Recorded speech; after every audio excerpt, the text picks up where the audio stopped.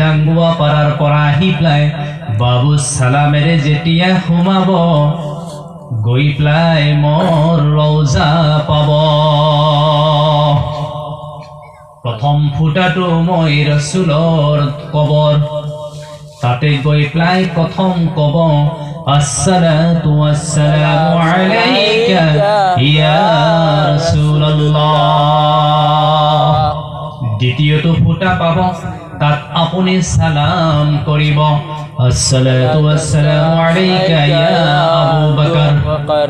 তৃতীয়টো ফুটা পাব তাত গই প্লাই আপুনি সালাম দিব আসসালাতু ওয়াসসালামু আলাইকা ইয়া উমর ফারুক রাদিয়াল্লাহু তাআলা আনহু। মোর নজল বন্ধু সকল মুরব্বী সকল, মই মোর উদ্দেশ্যটো ব্যাখ্যা কৰিছো। যেতিয়া নবীজি সাল্লাল্লাহু আলাইহি সাল্লামৰ সালাম দিয়ার কারণে এক নম্বর ফুটা লয়ে আপনি যাব সৰু সুৰা খিৰিকিৰ লিখা আপনি তাত গৈ প্লাই যেতিয়া কব আসসালাতু ওয়াসসালামু আলাইকা ইয়া রাসূলুল্লাহ। হাদিস শরীফ প্রমাণ।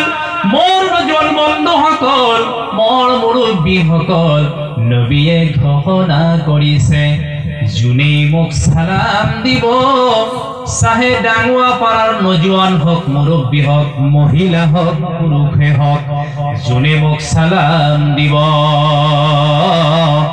সালাম দিয়ার লগে লগে মই নবী আখির জামান, মই এতিম উম্মতর নবী হয়।